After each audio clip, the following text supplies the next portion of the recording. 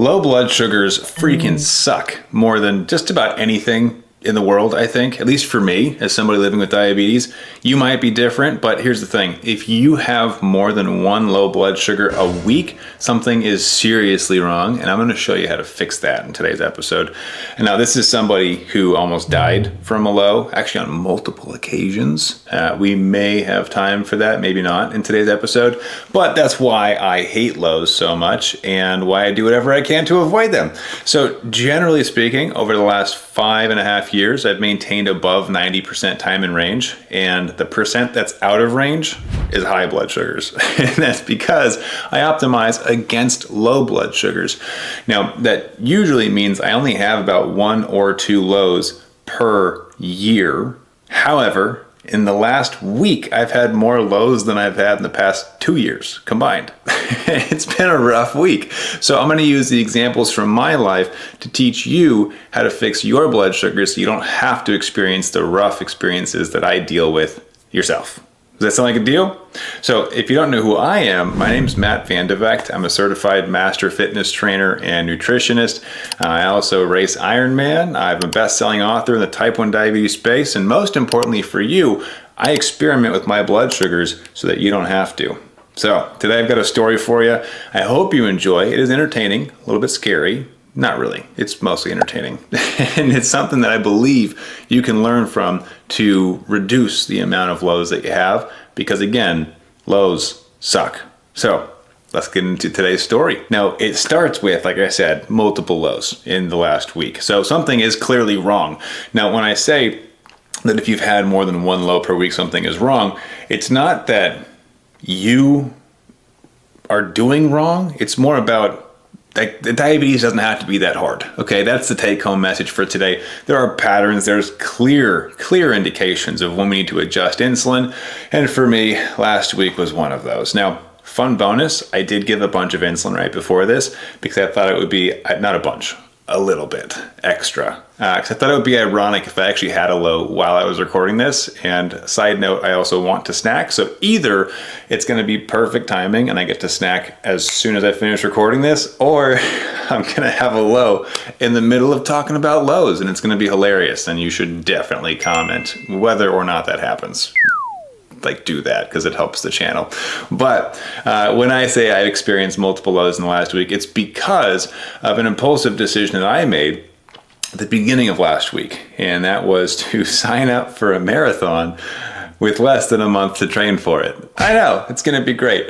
Now, again, as I mentioned in the beginning, I've done Ironmans, 1 full distance and 3 half distances.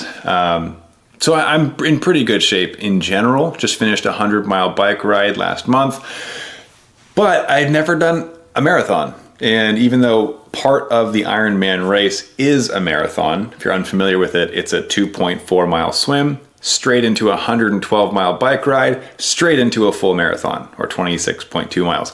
But that was my first marathon ever. And I was like, I've never done just a marathon. So long story short, impulsively was like, I'm going to do it. Let's go. I texted my coach and I was like, is it possible to train for a marathon in a month and not get hurt? And he was like, we will adjust your training as you go. And which basically means if you get injured, then no. But if you don't get injured, should be fine. And so every week my distances are doubling. So the first week was 4 miles and then last week was 8 miles.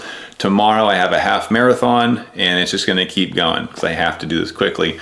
But the challenge with diabetes is that when you ramp up your activity level, which could also mean if you're not active and you decide, I'm going to go garden for 2 hours. That's the same thing, ramping up more than you're used to. Your insulin sensitivity goes through the roof, right? Which is challenging to adjust as you go. So last week, my basal insulin was clearly too strong. I didn't recalculate. It was a busy week. I didn't take the time to prioritize my blood sugars or my blood sugar formula, right? And you guys know I talk a lot about blood sugar formulas. If you're new here, every blood sugar you can calculate. It's a number, so there is math that you can math along with it and figure it out. That's what we do here. So I should have taken the time to prioritize my blood sugar formulas, make an adjustment and go.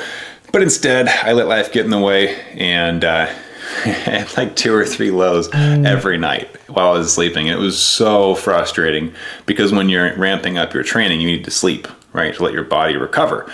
And so unfortunately, I did not sleep a whole lot. A lot of alarms, a lot of lows. And by night 3, I was fed up. So about 2 o'clock in the morning, I woke up to my second low of 3.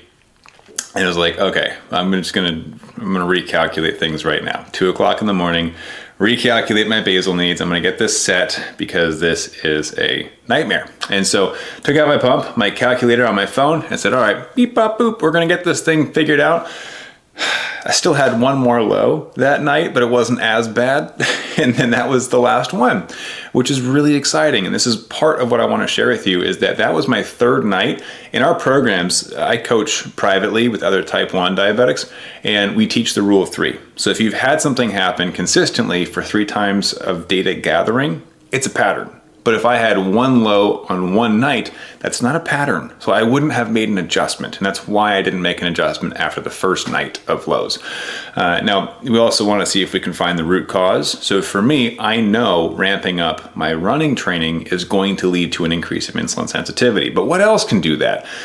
New medications, better hydration, better sleep, less stress, weight loss, right? A number of things can lead into insulin sensitivity changes. But increase of exercise, that's a pretty clear one. Yeah, most people understand that concept. So as I look at this, on night 3, I was like, okay, that's it. I'm done. This is a pattern. I'm making an adjustment. So I made an adjustment, and the next night, I slept like a baby. So beautiful. I almost cried when I woke up. I was like, I didn't wake up from lows, right? And this is coming from somebody who used to have multiple lows daily.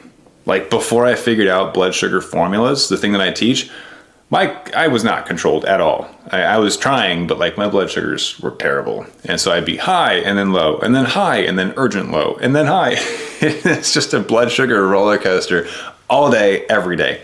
And I was very much playing the reactionary game of diabetes management, which I know a lot of people will deal with, and it's super frustrating. I've been there.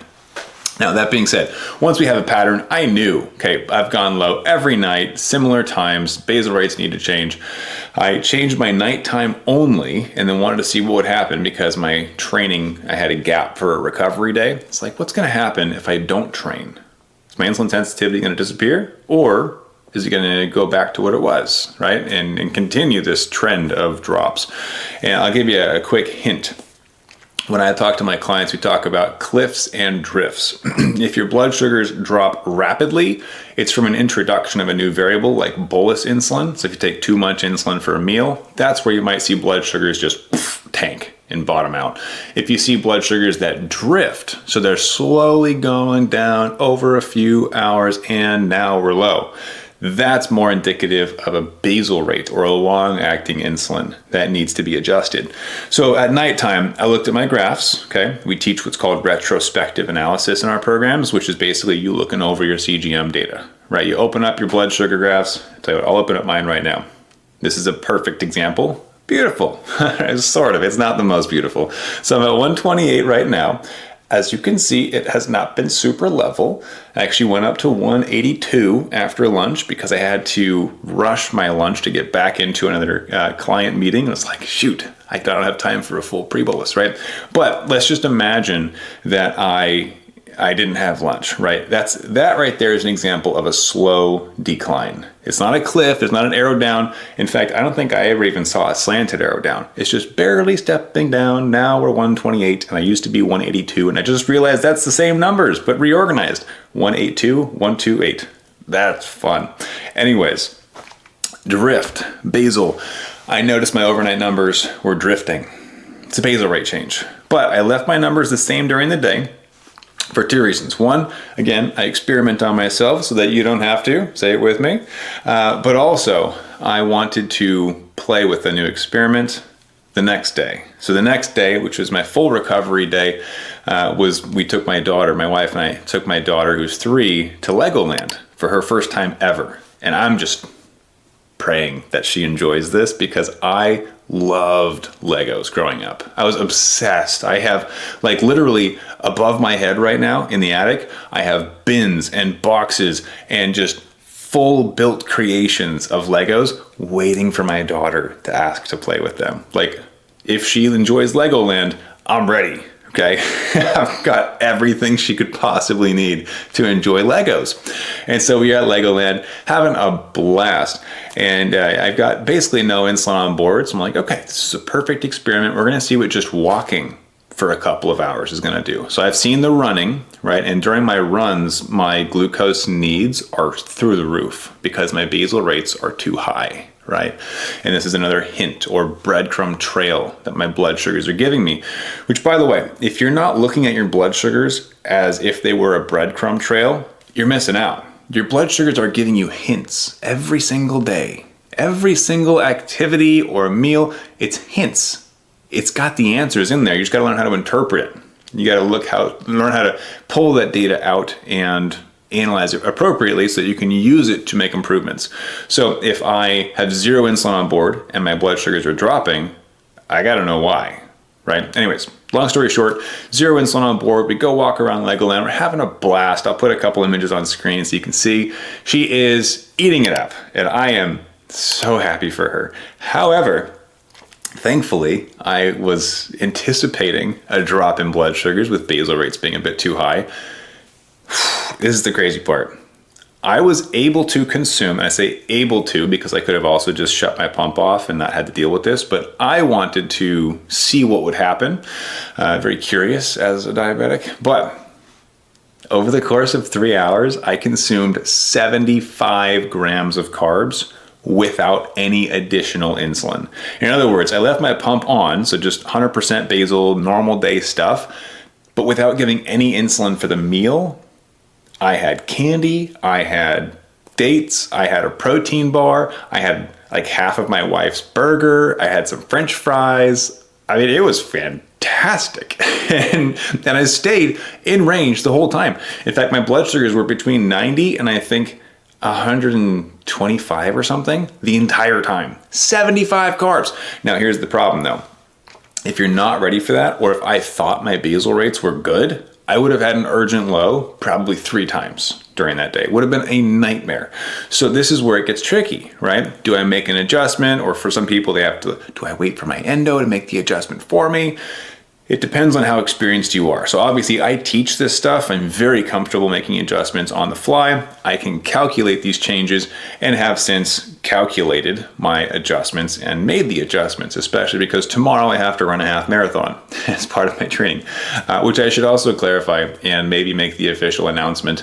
I will be running my first marathon. Sort of. I told you the first marathon is part of the Ironman, but it's my first standalone marathon in a few weeks. And the reason that I chose to do that is to keep me accountable because I've been putting off my training for an ultra marathon, which is a lot longer than a marathon. And so I talked to my coach and was like, hey, I'm going to sign up for a marathon to get my butt in gear, because I need to get on track to train for the ultra marathon. So I'm going to use the marathon as just another training day, but I get a medal for it. You know, it's kind of fun. So the marathon itself is technically just a workout. It's a training day, but I get a medal at the end of it. So that's fun. There's the announcement. I will be running an ultra marathon and never done that before either. Yeah, so I like to embrace challenges and do hard things. And that's truly something that I'm a little bit nervous about,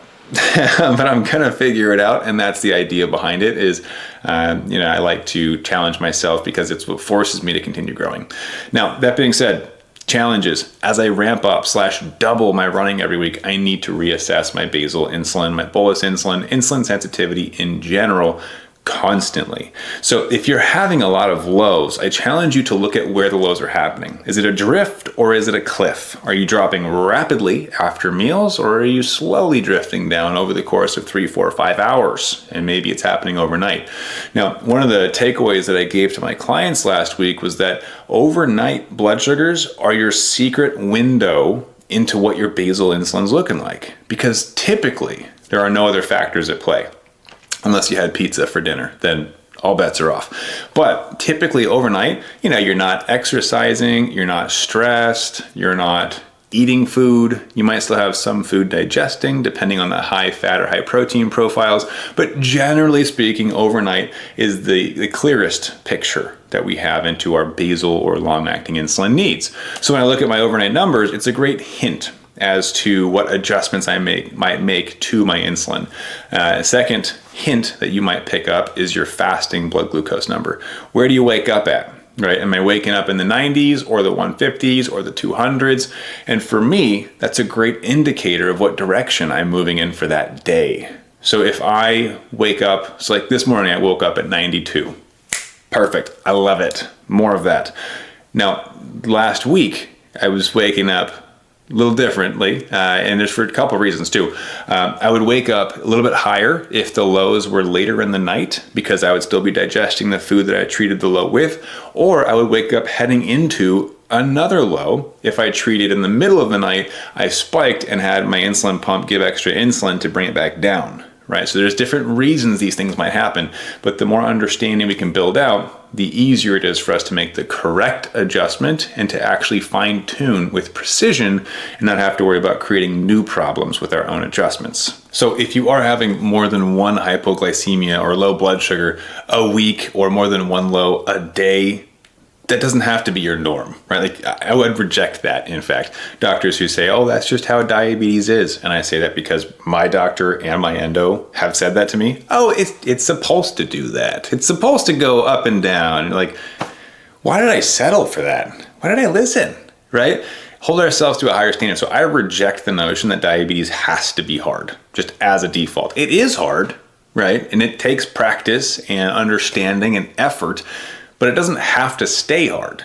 Like, why do people think that we just have to deal with the worst side of diabetes, the roller coaster blood sugars?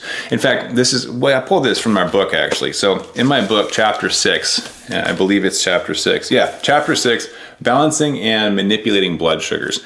That is where we discuss a lot of the pieces that I'll share with you from our Legoland adventure. All right, so to wrap this up today, looking at Legoland and kind of thinking through that chapter 6 in the blood sugar freedom formula is looking at how do I manipulate or balance my blood sugars in this scenario. So going to Legoland, I had zero insulin on board, which is a good start. But what else can I do? What else can I expect? So if I look at blood sugars as likely to drop during hours and hours of walking, which I did expect that, right? I can make an adjustment to my insulin. So I can reduce insulin going into that, so I don't need to consume as many carbs. If I want to eat carbs, which I did, I can make no adjustment to basal and use the activity to burn glucose, facilitate glucose uptake into muscle cells as well. And that's what I used to essentially eat lunch with zero additional insulin. I can also play around with different variables. If it's a stressful day, which kind of was, we took my daughter on some rides that she probably wasn't ready for and she got nervous and like actually scared, and I felt terrible as a dad. I was like, oh my gosh, I put you in this situation. I'm so sorry. Let's go back to like the kiddie land, because she's like, I want to go on the roller coaster. And I'm like, just because you're tall doesn't mean you're ready, because she's tall just like her daddy. So she passes all of like the height requirements, right? Doesn't mean she should go on that stuff. So lessons learned. But there are multiple ways to manipulate blood sugars depending on what you want out of it. So somebody who's trying to lose weight might not want to lean into eating 75 grams of carbs just to stay stable. They might make an adjustment to their insulin so they don't have to eat carbs and can still stay stable. So obviously, if I wanted to recalculate my insulin needs, I could use a blood sugar formula to calculate how much of a basal rate reduction, right? Because I don't want to just shut my pump off for 3 or 4 hours. That could lead me into euglycemic DKA, which would put me in the hospital. And that would kind of ruin the whole theme park trip, right? So instead, I want to recalculate how my activity is going to affect my insulin needs and make an adjustment. Is it a 30% reduction of basal insulin? Is it a 70% reduction of basal insulin? What does that look like and for how long? When is the introduction of that? These are all strategies in place if you want to hold yourself to that higher standard to develop more precision control with your blood sugars. That is what is required, is setting up your blood sugar formulas, which are different for all of us, by the way. So for me, a 30% reduction would actually have done most of the work. And I might have had to have like a single glucose tab, right? It would have been very different if I had not been working out recently. That changes again, right? And then there are other options as well, like anticipating your insulin sensitivity improvements throughout the day. So the longer I walk, the more insulin sensitive I become. So it's a changing formula, which is why formulas need to be dynamic. It's a whole lot more that I can't get into. I just don't have time. But in the book, obviously, I go into dynamic versus static blood sugar formulas. But my favorite one that I like to introduce to you now, I just kind of tease because it's a fun one, is I have a third option. Technically, I have 4 or 5 options for balancing blood sugars, and the more options you have and can strategically implement, the easier it is to live your life with diabetes instead of living your life for diabetes. But what I also did, in addition to feeding the insulin or having more carbohydrates to avoid the big drops in blood sugars during the walking around Legoland, is I also had a higher fat, higher protein breakfast in addition to carbs. What that does is essentially introduce insulin resistance to the equation, where fats can lead to insulin resistance, proteins, delayed digestion can influence blood sugars an hour or 2 later. So now my blood sugars are less likely to drop because I have manipulated my insulin needs to be higher. So I need more insulin now as a baseline. And because I'm so insulin sensitive from the day before, it actually helps me to balance out. So a great example of this, after I do my Ironman races, I typically have a high fat, high protein, and high carb, because you need a lot of food after the races. But I have high fat, high protein snacks to balance out the immense insulin sensitivity shifts that I have from all of the exercise. So I am introducing insulin resistance to balance these equations that high fat and high protein will bring to make blood sugars less volatile. And I will also have carbs because I like them. And they're actually good for athletes, right? In muscle recovery. But coming out of a theme park scenario, still nice to have carbs, right? My wife wanted to stop at a burger shop on the way home, and I was like, yeah, let's get burgers and get some fries too. Stayed perfectly in range. And I went and had pancakes for dinner because I felt like it. And that's what you can do when you have a blood sugar formula in place. So the beautiful thing about this is that lows, they'll still happen occasionally, right? But generally speaking, they don't have to be a common occurrence. I told you, when life is relatively stable, I'll have like 1 or 2 lows a year. Now, this last year has been kind of nuts because I trained for Ironmans, and now I'm doing ultra marathons. I did century rides on the bike. I put myself in a lot of scenarios where my blood sugars are volatile, like they want to go low. It's kind of crazy. But generally speaking, if you get your blood sugars set up to a precision level, and this is what a lot of people I talk to want, that precise control so that you can set it as close to autopilot as possible and then just go live your life. Blood sugar formulas are the only way that you'll be able to do that and maintain peace of mind without going into restriction.